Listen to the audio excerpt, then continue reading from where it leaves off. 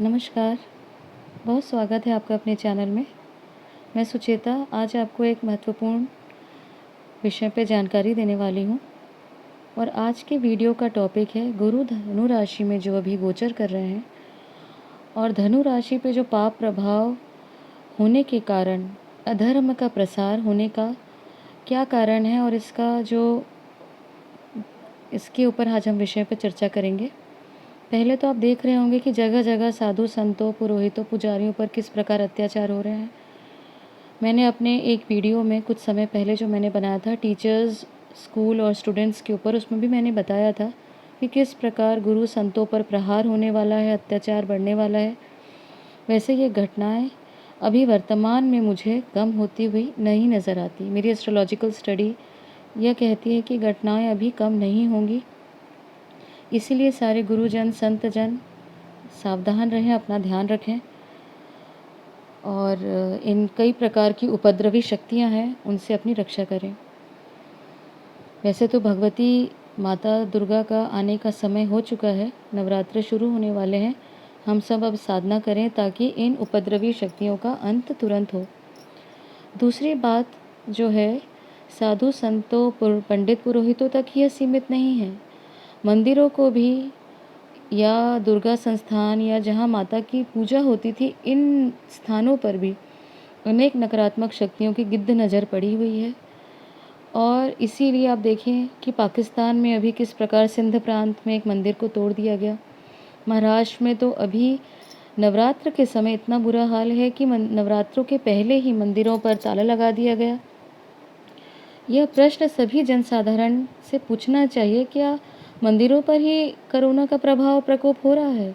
अन्य स्थान पर जैसे मॉल, बार, रेस्टोरेंट, सिनेमा हॉल, मल्टीप्लेक्स आदि पर कोरोना का कोई प्रभाव नहीं। अगर मंदिरों में पर भी सोशल डिस्टेंसिंग, मास्क के और सैनिटाइज़र के प्रयोग से भक्तजन अपनी मन की शांति के लिए साधना से जुड़े हुए जो लोग हैं, वो अपने अगर मंदिर में नियम से अपना धर्म निभाना चाहते हैं, माता के दर्शन करना चाहते हैं या अपने इष्ट का दर्शन करना चाहते हैं, तो उसके लिए नियम क्यों लगाए गए हैं? यह है कि इसका एक कारण भी है। क्यों? क्योंकि धर्म का प्रतीक जो गुरु है या धनु राशि है, वे पीड़ित हैं और पीड़ित होने के कारण यह सिर्फ नियम धर्म पर ही लग रहे हैं। अन्य मॉल, होटल, बार, मल्टीप्लेक्स सब खुल चुके हैं, शराब की दुकानें खुल चुकी हैं, परंतु जहाँ धर्म का स्थान है, मंदिर है, वो सब स्थानों पर इसका प्रकोप देखा जा रहा है।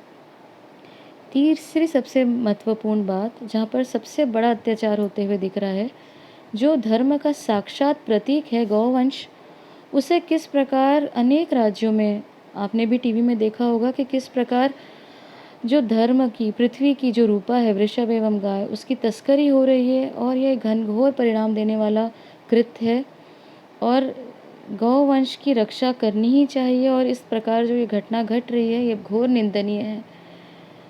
चौथी ध्यान देने योग्य जो बात है कि तीर्थ स्थान, वैसे बहुत महत्वपूर्ण ये बिंदु है कि जहाँ जागृत शक्तियों का वास है और ऐसी शक्तियाँ स्पेशली नवरात्र में इन शक्तियों का आगमन होता है या वहाँ की शक्तियाँ बढ़ जाती हैं।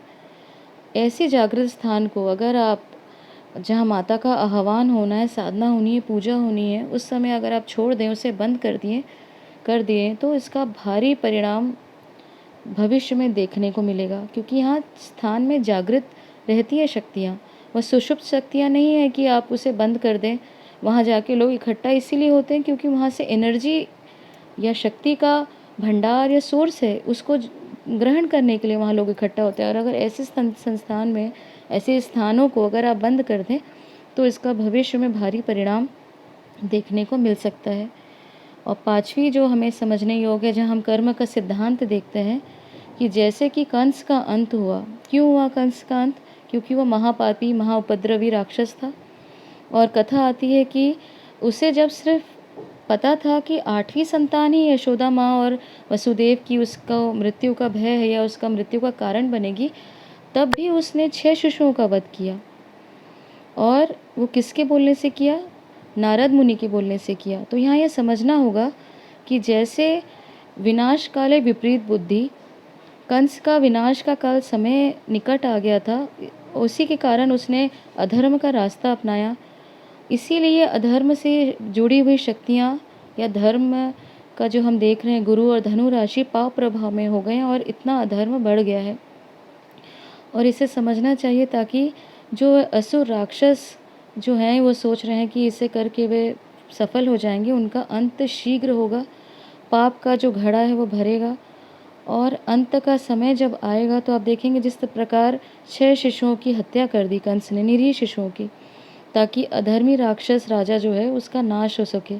इसी प्रकार जो संत, साधु, महात्मा, पुजारियों, गौवंशी व मंदिरों पर जो अत्याचार कर रहे हैं, ना इनका अनादर कर रहे हैं और इन्हें जिस प्रकार से बंद कर रहे हैं या इनके साथ में जो दुर्व्यवहार हो रहा है, यह एक कारण बनेगा, जागृत होगा इनका जो पतन का।